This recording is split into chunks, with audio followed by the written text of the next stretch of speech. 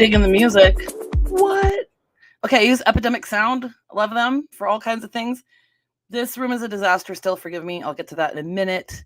Let's roll the intro, and I will talk to you about some real estate questions and answer some of yours that you have sent me. So, see you in a minute.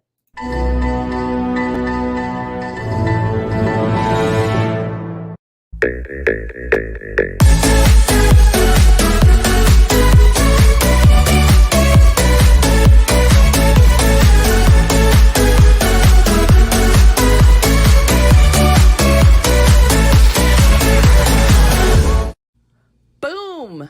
Let's do this. Hello. Okay, I am not dressed up tonight. That's fine. I mean, I don't usually dress up anyway, but I just was not in the mood to get ready. I hope you guys can hear me okay. I actually have some fun stuff I'm doing with Sit Squatch this next week. Boop.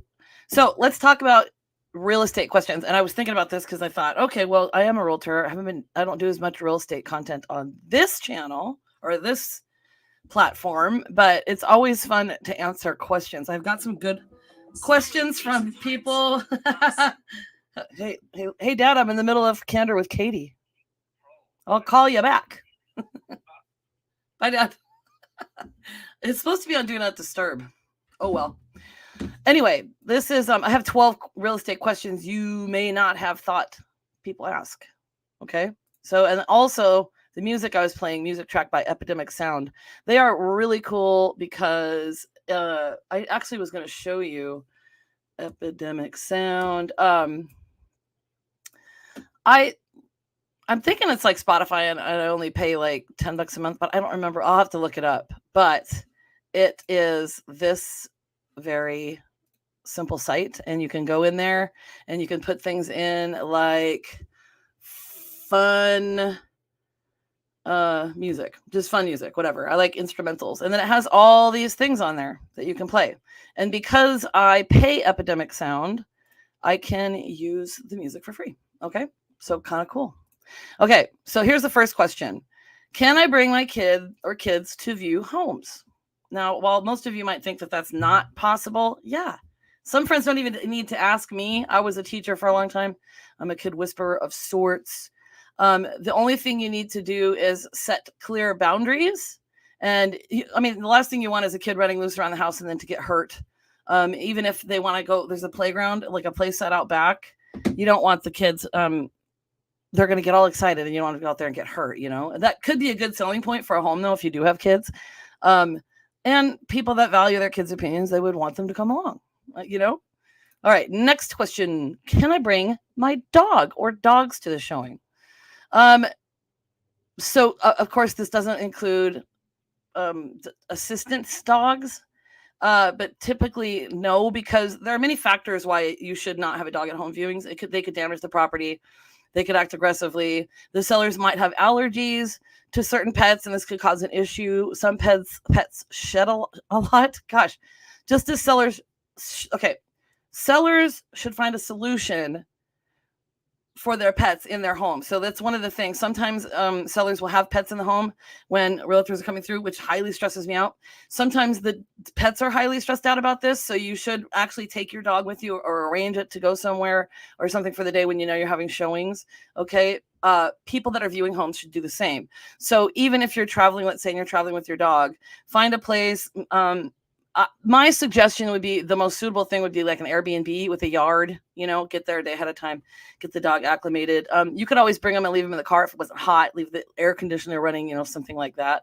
Just plan ahead of time. And then if you have friends in the area, ask for help. Okay. So here's the next one. Can we come back to see the place at night? I guess my angle is like weird, huh, with this in here. Can we come back to see the place at night? It's a good question. And here's what's most important about that question. When people buy homes, I always tell them, I encourage them. Okay, so a buyer has just as much due diligence as the buyer's agent does. So I have a lot of responsibilities that I'm going to perform for you, and I'm going to do them well, and I'm going to negotiate, and I'm going to do all the things. But it's up to the buyer really to look up the neighborhood, to decide what they think is acceptable or not acceptable. I always suggest they drive it at night. I suggest that they go during traffic times, like maybe when they're going to be commuting on the weekend. Of course, it is possible for a buyer to see a home at night. You just have to schedule it with the listing agent. So, and then when you're under contract, you can do a lot of things. It doesn't mean that you have carte blanche and you can go whatever you want. Just schedule it, communicate with, your buyer's agent will communicate with the listing agent, and it should be just fine. Okay, is there anything buried out back? This is kind of an interesting question. Hopefully it's not a John Wayne Gacy situation, but sellers should disclose like things like any buried urns or whatever, but they don't have to disclose whether any ashes have been spread on the property. Some people, their religious beliefs would prevent them from buying a house if something's buried in the yard. So you really do need to disclose. If a dog's been buried there, the seller really should disclose that, because something could come up.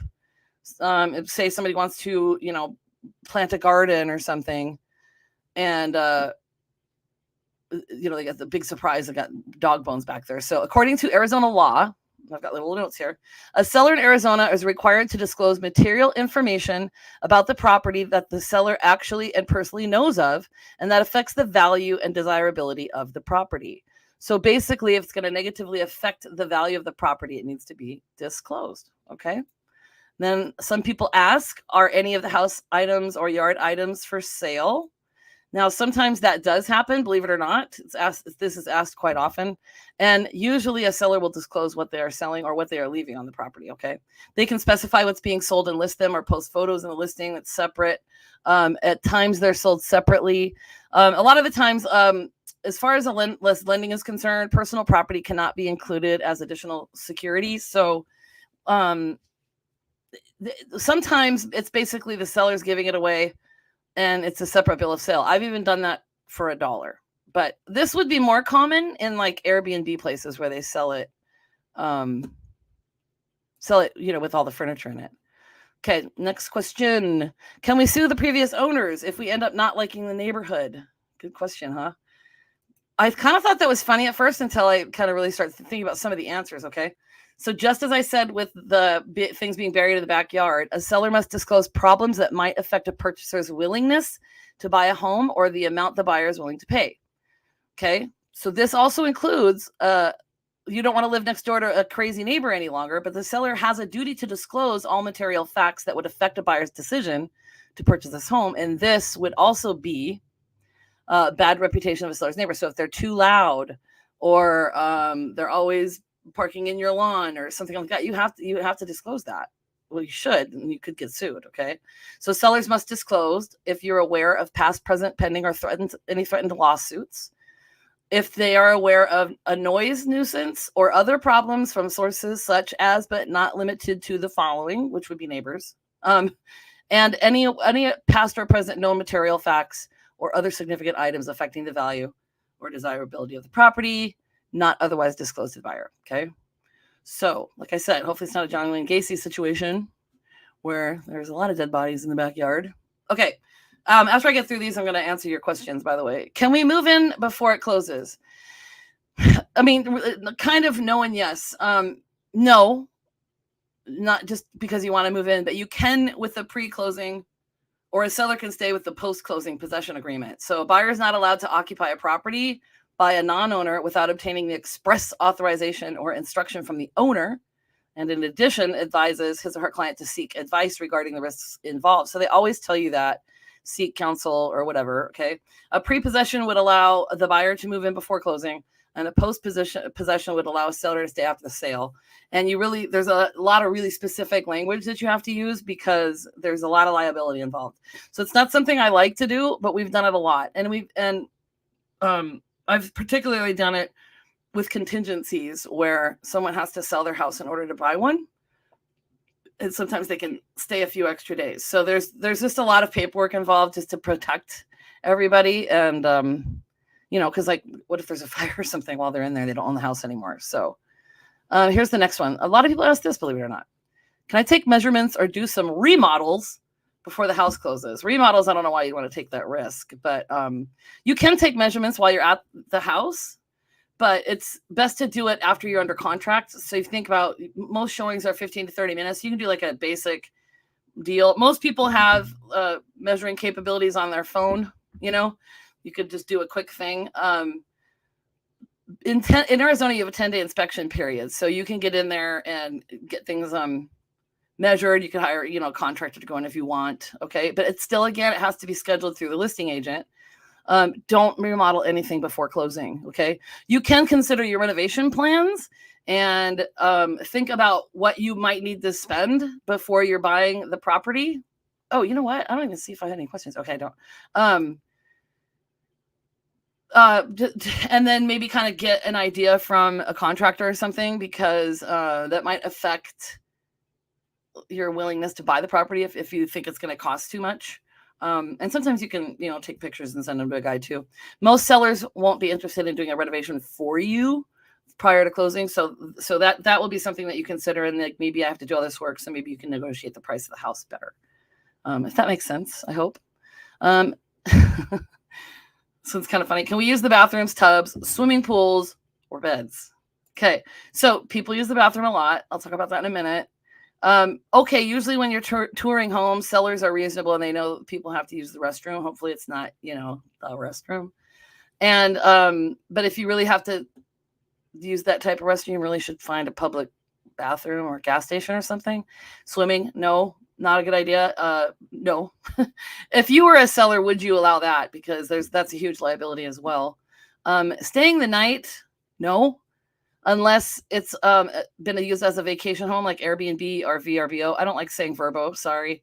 And in that case, it's probably going to be something that the potential buyer is going to pay for the night, or maybe the seller can gift it for the night, that kind of thing. But normally, when the home is vacant, sellers don't want people lurking around the property and using the facilities without proper supervision. Okay. So although it's a nice idea to see if you would like living in the house and spending the night, it's not a good idea. Most sellers aren't going to allow it. You can always ask, but my suggestion of driving the neighborhood at certain times is a really good idea. Okay. So here's another question we get asked a lot. Can you lower your commission? So we can always lower our commission. I mean, it's negotiable, right? But first, if that's a question, then an agent should ask why that person asks them to do so. And if they answer, the potential client or whatever answers, well, so-and-so will do it for this price. You have to think about what cost cutting could cost them in the long run, because people you could run into the risk of someone not having the right negotiation skills, poor marketing skills. Maybe they have a lack of resources. Okay. It takes a lot to be an agent. And this whole thing with the NAR thing, it just seems that it's a constant fight against having to prove our worth, sort of. But if you can articulate your worth and why it wouldn't be beneficial to cut the commissions, then there you go. Okay. And then I can't believe this is a question, actually. Can I put my Rolex up as a good faith deposit? No, you can't. Apparently you can get loans for Rolexes though, like borrowing against it. So I imagine that'd be like a title loan or something. It's not acceptable form of money for a down deposit. So I guess borrow against your watch if you have one of those, and then use that money. Okay. But just remember that in Arizona, earnest money is due within 48 hours of contract acceptance. Okay. And then here's the last one. Why do I need proof of funds if I'm paying cash? So like someone's like, well, I got all this cash, I'm paying cash. Why do I have to have proof of funds? Well, because it's a document that shows how much money a person has available. When purchasing a home, you have to be able to prove that you can cover the purchase costs of a home. That includes closing costs, insurance, and that kind of thing. You can't just have like a suitcase full of cash. It's got to be what is it called? Vetted. So you have to like have an explanation of where it came from too. Maybe you did have a suitcase under your bed full of $500,000, but you're gonna have to deposit it and then have an explanation letter. And a good lender is gonna help you with that. Okay. And now your questions. I've got a few from Denise Boyd. I'm gonna go to my page here and read those questions. Okay. So Denise says, asks, how hard is it to sell a house when the people are still living in it? She goes, Mina, I'd have a hard time with packing things up if I'd still got time before the movers actually come. And that's a really good question. A lot of the houses we sell still have the sellers in it, so it's not hard to do. The only difficult thing is it depends on how much stuff the sellers have. So you want to think less is more. You want it to look like an Airbnb. You want it to look like a show home.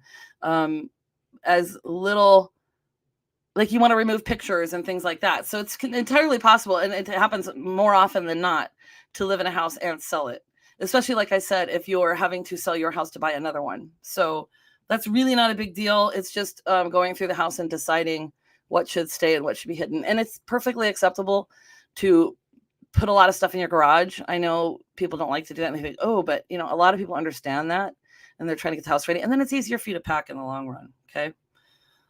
She said, she also asks, what's the worst thing a homeowner can do when they're trying to sell their house? Okay, so one of the things is being there for showings, kind of sabotaging the deal.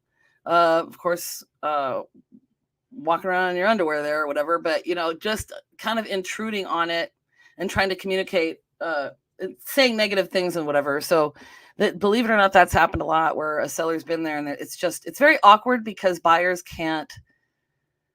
they don't feel like they can be totally honest about what they think about the property and stuff. So if a seller has to be there, then, they should walk outside and just stay away from the property, maybe go on a walk on the block, or it'd be easier if they took a drive somewhere. And also, like, if the house is disgusting, if they don't clean it, if it's really cluttered and it just isn't presenting well, that's not going to be great. So Denise says, yes, I had at least 2 houses I looked where the homeowners were still there. Yeah. And now, how did that make you feel? Was it weird? I don't like it. I mean, there's nothing you can do if a seller insists, but I always say things like, you need to plan to have your dog somewhere. Like today, I talked to my friend, we're going to list her house, and I said, you need to take the dog. Unfortunately, they have a cat there that can't be removed, but the cat hides. So I'm like, all right, we'll do our best with it, but she will remove the dog. And yeah. So Denise, how did that make you feel? Then she asks me also, what's the most outlandish thing you have experienced as a realtor? Oh my God, one ate a sandwich while we walked. That's so weird. And I'll tell you, Pam asks a question about open houses, so I'll talk about that too. So when a seller's there during an open house, that's super awkward also. Now, I'll talk about that in a second. Well, Pam says, do open houses work? Or booking appointments better? What has worked best for me? So I'll kind of combine these together. Open houses don't really sell a house, but it does give it exposure. And if it's been on the market even just a week, and you do an open house the next week, it brings it to the top of the list, so the people that are searching, they can it just kind of brings it to the top of mind. In my mind, I feel like booking appointments are better, particularly because some people will go to open houses without their agents, and they may not say they have a realtor. There's some potential issues that can happen. It's called procuring cause. If someone's finding a house on my site and stuff, and I'm talking about it with them, and then they happen to go to an open house on their own, I'm still the procuring cause, but it could cause some issues. So I actually love going around to open houses with my friends or clients, when they want to look at stuff. So I would just always tell them, tell me if you want to go and we'll arrange it. And then if I have a seller, it's up to them, really. If they want me to do open house, I will. If they don't, I don't. Some people don't want signs either. So there's that. So then, so back to Denise's question. She says, what's the most outlandish thing you've experienced as a realtor? Well, I've had some pretty, I didn't have this happen to me, but in one of my previous companies, a buyer was buying a home and just decided to go out and buy a really expensive boat, really literally, like days before closing. And then suddenly they couldn't qualify for the loan. So they lost out on that property. I have walked into homes where people were not clothed, or there was one guy sleeping in a bedroom, and I was like, okay, like, we're gonna have to come back later. Like, how the heck did this happen? You know what I mean? It's the realtor's jobs to make sure to tell them when people are coming to see it. And when I schedule it, now I don't know about this new program, but I always have it scheduled where the sellers can accept or decline the appointments, so that I don't have to keep texting and going, Can we show from 1 to 115? Can we show from 130 to 145? Can we show from 2 to 215? The sellers are in control, and all they simply do is say yes or no, and then I can follow the schedule and contact them about that. So yeah, there's been some crazy things. Once I was going to go do an open house, and there was someone in there. I mean, it was like being rented by a few people, and there was a girl in her underwear and a t-shirt, and the place was disgusting. And I called the agent. I was like, I'm not doing this open house. Like, I'm not going to do this. There's people there. And he's like, well, they have the right to be there. I go, but you should have told me. Like, no, I'm not doing an open house with people sitting here in their underwear with trash all over the place. And then Pam says, how often do bidding wars happen with houses? Bidding wars happen, my friend, when the market is, when there's low inventory and high interest. Okay. So right now there's a lot of people waiting to buy, which if they have the money is not, I'm not gonna say it's a mistake, but you should buy whenever you can, but buy now, because I've talked about it before a little bit. You're not up against a bunch of buyers right now. So when the market gets hot and things are going, so like in 2020, it was crazy, right? And people were paying $50,000 over, and that's when you're going to have to come up with extra money, and you're not up against the seller, you're up against other buyers. So that's when it really, really gets crazy. When interest rates drop, when inventory is low, that kind of a thing. Phoenix is usually a hot market for a lot of things, so we have the potential to get into bidding wars with some. And then if you have a really decently priced house, like in a good range, like the house I'm going to list, I think we're going to list at 360, and like it's really hard to find anything under 400, and it's a decent house, so it could potentially have a few people bidding for it. Wow, this actually took me longer than I thought. I think I got through all your questions. If anybody else is on here and has a question while I check really quick, newest, all comments, I think that's it. Thanks for asking me the questions, guys, and thanks for joining me. I'm gonna play my fancy music again because I think it's kind of fun. Like I said, it's called Saltwater Dream. I forgot to tell you again. Sit Squatch says, journey begins with you. So be good to yourself. And I love you. Peace and love. I'll see you next week. Thanks for coming back, because I was not here for 2 weeks. So see you later.